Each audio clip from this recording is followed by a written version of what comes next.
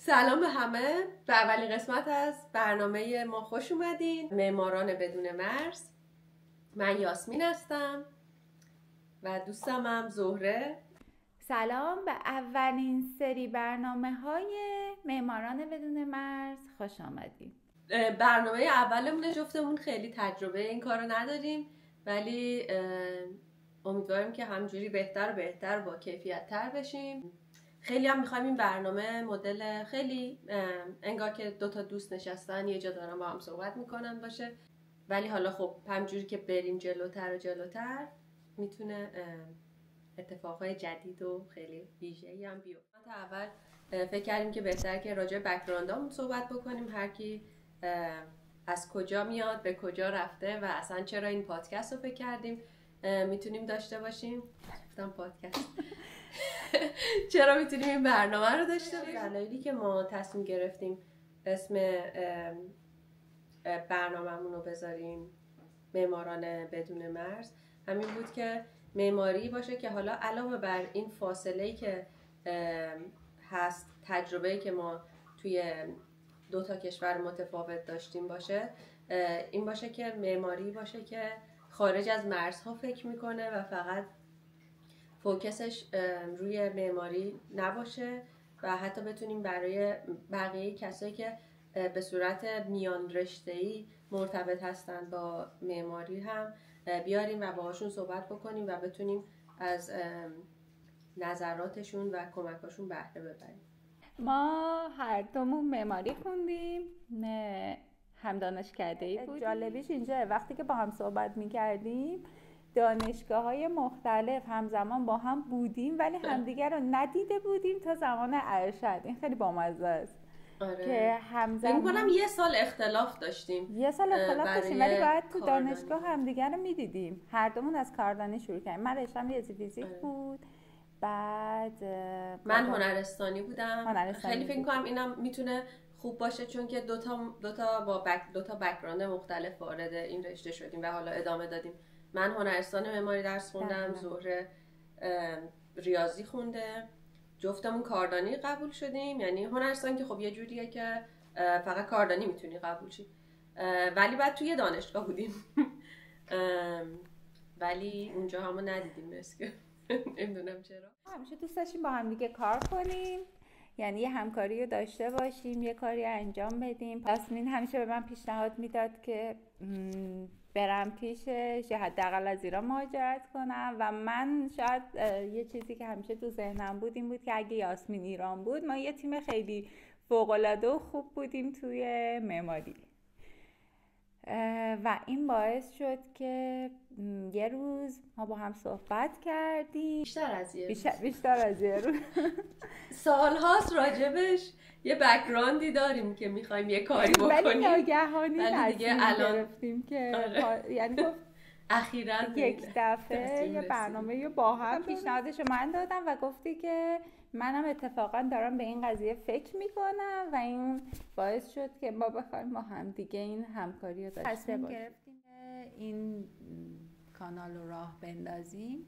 یکی از دلایلش این بود که فکر کنم هر دومون یه سری معضلات و مشکلات رو حالا توی رشته‌مون دیده بودیم، باهاش سر و کله زدیم، دوست داشتیم در رابطه باهاش حرف بزنیم. یکی از دلایل دیگه‌اش برای خود من این بود که شاید از این طریق بتونم یه فرهنگ سازی، چیزی که رویامه، یه فرهنگ سازی بکنم برای اینکه شاید یه تغییر کوچیکی تو ذهنیت افراد بدم برای رشته خودم. ما نمیخوایم اینجا فقط جایی باشه که تنها معمارا بخوان حضور داشته باشن و صحبت بکنن و دوست داریم که حتی شاید افراد عادی هم من گربه چلو دوربین مشو برو. خیلی قشنگه که اتفاقا خیلی طبیعیه، فقط دوربین نیفته.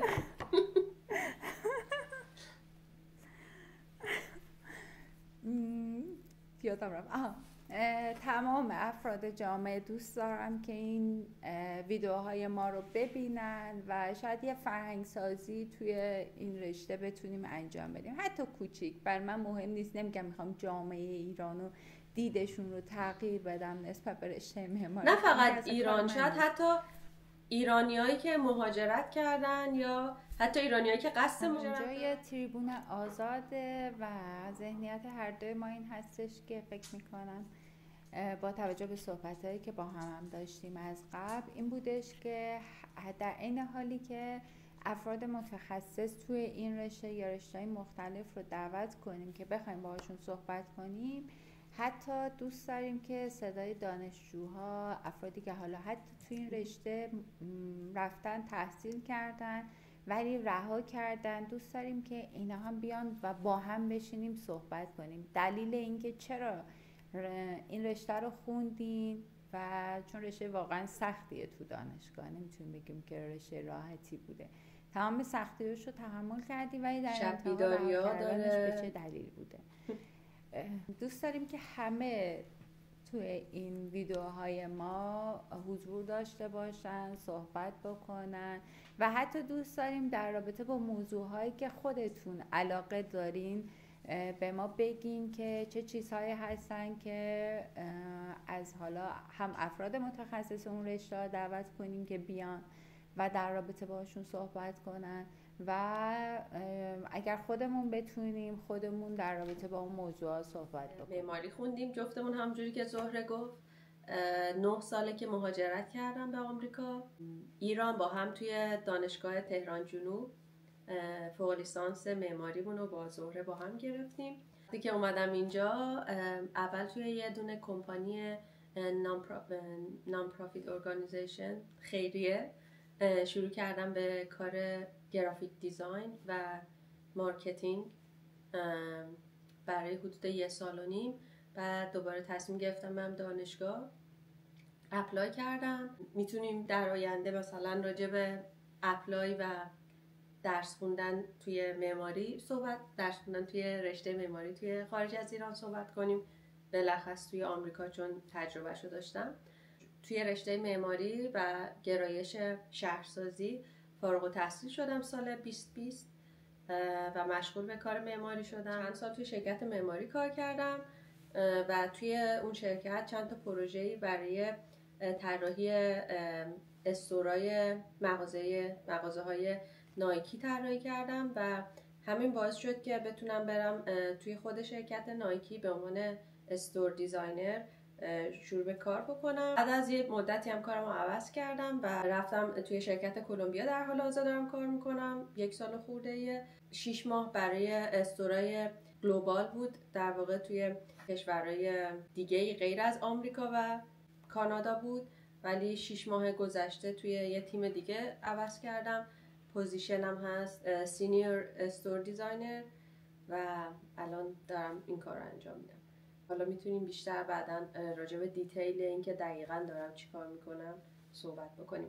ولی یکم تغییر فیلد دادم، از بک‌گراند معماریم استفاده میکنم ولی دیگه توی شرکت مهندسی کار نمیکنم. وقتی که یاسمین مهاجرت کرد منم قصد مهاجرت داشتم. اون زمان زبان فرانسه میخوندم، علاقه خاصی داشتم که برم فرانسه، ولی اتفاقا تا سطح B2 هم فرانسه رو خوندم، اما به یه سری دلایل شخصی ایران موندم و اینجا دکترا قبول شدم، دکترا رو شروع کردم بخوندن که البته این یکی از چیزهایی که حتما باید در رابطه باهاش صحبت بکنیم.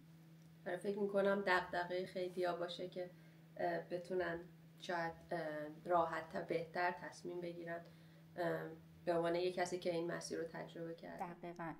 و دکترا توی ایران همین الان بخوام بگم این بود که اون چیزی که تو ذهن من بود با واقعیتش خیلی فرق داشت. که اسپویل نکن، بذار اون موقع که قراره راجبش توی برنامه دیگه صحبت کنیم. آها راستی هنوز مشخص نیست. و اینکه من از زمانی که دانشجو معماری بودم، از همون زمان شروع به کار کردم، از کار دانشجویی شروع کردم تو معماری. بعد هیچ وقت توی شرکتی نرفتم کار بکنم. اگر بخوام بگم تنها شرکتی که رفتم مدت زمانی که کار کردم یه صبح تا عصر بود و روی روز زمستونی یکی از اساتیدم گفته بود برم شرکتشون هم کار کنم و من یه روز صبح رفتم و عصر که از اونجا می اومدم برف می اومد و تصمیم گرفتم دیگه هیچ وقت پامو تو شرکتی نذارم برای کار کردن. کلا اینم میتونه موضوع خوبی واسه صحبت کردن باشه. دقیقاً و کلا چون مدل شخصیتم آدمی بودم دوست نداشتم کسی بهم بگه چه کار کنم، فکر کنم یکی از این دلایلش بود.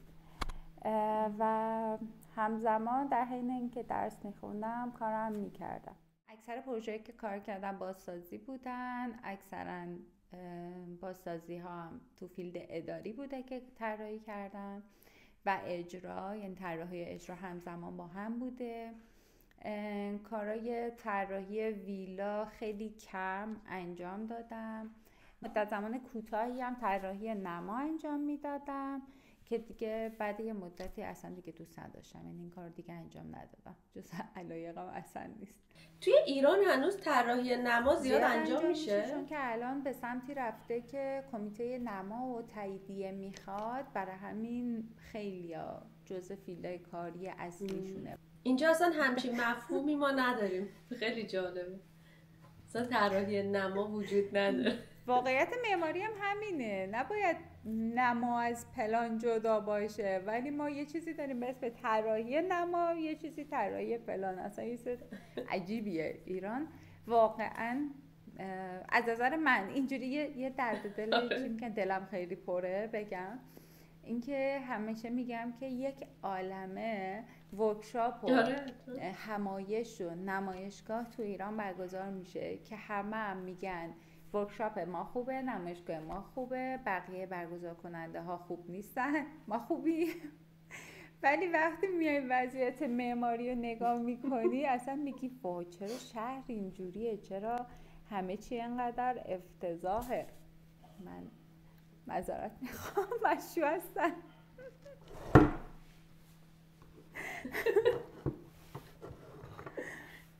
بوده بایی.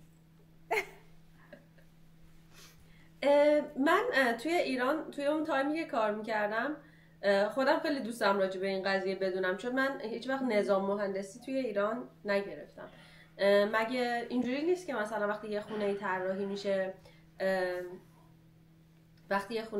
میشه مثلا احتیاج باشه که بری شهرداری و اجازه بگیری براش که مثلا این خونه رو بسازی، خب بعد مثلا یه قانون خاصی ندارن مثلا این قسمت شهر باید حتما یک شکل باشه یا مثلا یه همچین قانونای نداره. بعد بری مجوز بگیری، معمولا هم همه که میخوان مجوزشونو بگیرن این شکلی کار میکنن که یه نمایی یا همینطوری طراحی میکنن و میرن بر اساس اون یه مجوز میگیرن. بعد میگن که خب حالا توی مدت زمانی که داریم اینجا رو میسازیم نما رو تغییر میدیم و دوباره میره کمیته نما تغییر میکنه. بعد نمیدونم چند سال پیش بود یه دفعه قانون، یعنی متوجه نشم، یعنی مثلا مهم نیست کمیته نما رو که گذاشتن این شکلی گفتن که بر اساس این باشه که طراحی ها بعدن خونه های کناری، اون خونه‌ای که داره ساخته میشه باید از همخوانی داشته باشه نماش با خونه های کنار. این قانونه، نه اینکه کل شهر مثلا یه منطقه، چون تو اروپا من میدونم همینی که میگی یا حالا تو آمریکا که خودت هم گفتی این شکلیه که باید یه سری قوانین دارن توی منطقه، باید همونا رعایت بشه برای طراحیشون. تو طراحی نباید تغییر بکنه، نمای اون منطقه رو به هم بزنه. ولی نه تو ایرانی همچین چیزی وجود نداره. راجع به این قضیه نظام مهندسی و من لایسنسی که اینجاست که خیلی شبیه اون نظام مهندسی خیلی خوبه، بعداً یه دور باز بیشتر صحبت بکنیم. میتونیم حتی کسایی رو بیاریم که توی ایران نظام مهندسی دارن و اینجا هم لایسنس شدن، چون منم اتفاقا یه بار امتحان دادم برای لایسنس شدن. اینجا 6 تا یا 7 تا امتحانه، ولی من دیگه نرفتم ادامه بدم چون دیگه میخواستم که یعنی توی شرکت معماری نمیخواستم کار بکنم، چون اینجا وقتی که میخوای این لایسنس رو وقتی میگیری که یا میخوای خودت شرکت بزنی یا اینکه توی یک کمپانی معماری بخوای کار بکنی که بیشتر باز برای اون کسایی که میخوان خودشون شرکت بزنن سود داره، چون اونقدر تفاوت حقوقی نداره وقتی که لایسنس بشی. ولی وقتی که خودت شرکت داشته باشی چرا؟ چون میتونی پروژه ها رو بگیری و خودت هم مهر و امضاشو بزنی و خیلی همه چیز اونجوری خوبه. فکر میکنم یه بار خوب باشه که یه کسی که لایسنس دارن رو از دو طرف دعوت بکنیم و با اونا صحبت کنیم، نظرشون رو بشنویم، چون ما توی اون جایگاه نبودیم، نمیدونیم چیه نظرشون. منم یه تایم خیلی کوتاهی توی ایران کار کردم، شاید زیر 1 سال مثلا، شاید مثلا بگم 7-8 ماه توی دفتر رئیس توی دفتر یکی از استادای دانشگاهمون کار کردم. یه ترم یکی مونده به آخرم هم برای همون استاد تیچر اسیستنت بودم، برای کلاس طرح که کمک میکردم به بچه‌ها که طرح‌هاشون رو پیش ببرن. تجربه کاری هم بخوایم بگیم این خیلی خوبه، چون تجربه کاری هم من هم شما رو میتونیم با هم دیگه ببینیم، مقایسه کنیم ایران آمریکا، ببینیم چجوری بوده. توی کار من چون اکثرا مستقل کار کردم و کاری که انجام دادم، حالا دانشگاه هم یه مدتی تدریس میکردم، همون تجربه رو میتونم بگم. همین که کارایی که انجام دادم بازسازی بوده، طراحی بوده، حالا همون کار دانشجویی هیچ فرقی با هم دیگه ندارن، یعنی همه از ابتدایی که شروع میکنن از کار دانشجویی فکر کنم شروع میکنن. بعد پیش البته که اولین پروژه معماری من اصلا معمار نبودم وقتی که انجام دادم. آره اینم خیلی جالب بود، اون سری داشتی توضیح میدادی. اون زمانی که میخواستم کنکور بدم عاشق رشته مکانیک بودم و میگفتم من باید مکانیک شریف قبول شم. و با مزه اینجاست که یکی از دوستای من عاشق معماری بود و انقدر از معماری تعریف میکرد و توضیح میداد من خوشم میومد، ولی رویام این بود که مکانیک شریف قبول بشم. اما از اینکه مکانیک شریف نخوندم خیلی خوشحالم، به خاطر اینکه اصلا فکر میکنم الان با روحیه من سازگار نبود، یعنی اون رشته و اون درسا اصلا نمیتونستم درکشون کنم و معماری چیزیه که واقعا جذابه، واقعا با همه سختی‌هایی که مشکلش هم همین جذابیتشه به نظر من، چون من خودم سالها درگیر این قضیه بودم که انقدر برام جذاب بود که نمیتونستم ازش دل بکنم.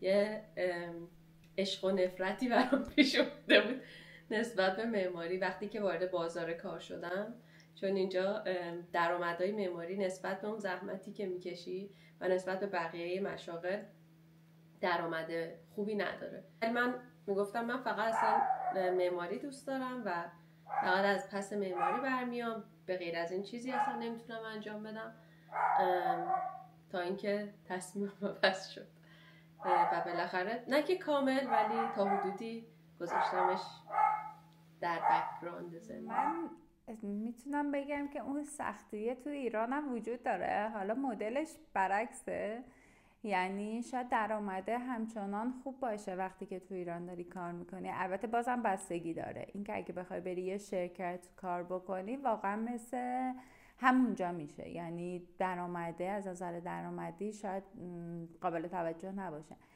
اما از نظر اینکه سختی کار و مشکلاتش، چرا خیلی یکی از بزرگترین معضلات و مشکلات من توی ایران اینه که همه کسایی که توی این شغل دارن کار میکنن تحصیل کرده این کار نیستن. من با این قضیه که یه نفر چی بهش میگن استعداد این کارو داشته باشه بیاد کار بکنه، حالا حتما تحصیل کردش باش نباشه مشکلی ندارم، میگم اوکی، ولی همه مردم ایران که اصولا استعداد این که معمار بشن که ندارن که. این اصلا طبیعت رشته معماریه به نظرم. نه آخه خیلی این اذیت کننده است. مثلا همه آدما اظهار نظر فکر میکنن. آره ولی ببین مثلا یه کسی که دندون پزشک باشه، مثلا مشتریش مریضش نمیره بهش بگه که مثلا دندون منو اینجاشو اینجوری بکن، میدونید منظورم چیه؟ اجازه میده وقتی به یه کسی اعتماد کرده میره میگه که برای من این دندونمو درست بکن. ولی وقتی که توی مثلا یه کسی میاد یه خونه به تو سفارش میده کارفرما، توی تمام دیتیلش میخواد نظر بده و من اینو کاملا قبول دارم که خب هر کسی وقتی میخوای یه چیزی واسش طراحی بکنی باید اول نظراتشو بگیری، ببینی چه چیزهایی مد نظرشه، چه چیزهایی میخواد برای راحتیش. خب تمام این کارا رو ما انجام میدیم، ولی موضوع اینه که توی یک سری چیزا، یعنی تو تمام چیزا وقتی میخوان نظر بدن و احساس میکنن که اطلاعات دارن، خب این طبیعت انگار رشته ما اینجوری شده. من حالا نمیدونم یعنی به نظر من توی رشته معماری یا رشته هایی که ربط به طراحی دارن بیشتر اینجوریه. تو فکر میکنی که مثلا توی ایران میگی توی بقیه رشته ها این اتفاق میفته؟ دندون پزشکی مثال زدی. من یه دوستی دارم دستیار دندون پزشکی و بعضی وقتا میگه این اتفاق اونجا هم براش میفته. یعنی میخوام بگم نمیدونم چرا طرز تفکر مردم ایران این مثلا آخه چی رو میگن؟ مثلا میگن این دندون منو مثلا چجوری، مثلا میگن چی؟ نمیفهمم. آره مثلا رو من راجع به دندون نمیفهمم، مثلا کامل پر نکردی یا توضیح میدم به دکتر این کارو باید بکنی، در حالی که حالا شاید از دوستشون شنیده باشن رفته باشه دندون پزشکی این کار رو انجام داده باشه و اینجوری خودشون رو میخوام بگم ما آگاهیم. یا خیلی حالا دندون پزشکی یه ذره تخصصی داره ولی تو پزشکی خیلی وقتا شده طرف میره میشینه و به دکتر میگه این داروها رو بهم بده. خب واسه چی اومدی اصلا پیش پزشک؟ حالا این دیگه میره خود پزشکا میان به ما مراجعه میکنن میخوایم طراحی بکنیم، شروع میکنن گفتن و بعد جالب اینجاست حالا همه معمارا اینو مشکل دارن که میگن دخالت کارفرما، ولی و حتی اگر یه چیزی رو توضیح بدن خواستشون باشه، من بارها این اتفاق برام افتاده، خواسته کارفرما بوده توضیح داده، حالا بر اساس اون طراحی کردن، کارفرما بارها شده، یعنی شاید بگم از 100% کارفرما 95-96%شون اینو به من گفتن که چقدر من طراحیم خوبه ها، من گفتم چی کار کنی و من که چی شد الان و واقعا کار من طراحی ذوقشو داری واقعا اینجوریه. آره واقعا این معماری که کاری نکرد، همش کار من بود. کار من بوده و واقعا یکی از کارفرماها اینو بهم گفت، خیلی عصبی، یه بلاگر بود اتفاقا این حرف زد و من واقعا عصبی. بعد جالب اینجا بود که این خانوم بود و پروژه من چیزی که من براش طراحی کرده بودم و طوری در رابطه باهاش تو پیجش صحبت میکرد که انگار خودش کار رو انجام داده، خیلی شیک خیلی جدی و من مدام این شکلی بودم که یه بار بهش گفتم این قرار بود اصلا قرارمون بر این بود که معرفی بکنه من رو و وقتی بهش گفتم ناراحت بود از این که این چه حرفی داری میزنی، من طراحی کردم، من گفتم شما چی کار کنی و یکی از آرزوها میده که من بین مردم جا بندازم که نه اینجوری نیست، شما اگه یه چیزی رو توضیح میدی به یه معمار طراح و اون بر اساس خواسته های شما طراحی میکنه، دلیل بر این نمیشه که شما گفتین چی کار بکنه، طراحی شما باشه. شما باید معضلات بازار کار چیزی که میخواین رو بگین و این خودش میتونه یه بخش باشه، یه دونه واقعا اپیزود باشه. حالا من ببخشید این ور اون ور رو نگاه میکنم. آره من چون که اولا که ما اولین بار که داریم این کار رو انجام میدیم، انشالله دو دفعه دیگه بهتر بشه، ولی من لپتاپمو گذاشتم و دارم زهره رو از تو لپتاپم میبینم، میخوام وقتی داره حرف میزنه گوش بهش بدم نگاش بکنم، ولی دوربینم اینجا برای همین یکم قاطی میشه. ببخشید اگه بعضی موقع نگاه نمیکنم به مستقیم به دوربین، قضیهش اینه. حالا بعد اینو منم نصف نگاه پایینه من خیلی سعی میکنم که فقط تو دوربین نگاه کنم، امیدوارم درست در بیاد. فقط زمانی که صحبت میکنی دوربین رو نگاه میکنم. خب قسمت اول این برنامه هم تموم شد، امیدواریم که خوشتون اومده باشه و سابسکرایب کنین، لایک کنین، اگه دوست داشتین بر دوستاتون بفرستین، شیر کنین، کامنت فراموش نشه، حتما بهمون بگین اگه موضوعاتی رو دوست دارین که در رابطه باهاش میخوایم ما صحبت کنیم و همین. باشه، پس تا برنامه دیگه مراقب خودتون باشین. خدافظ. شب و روزتون خوش.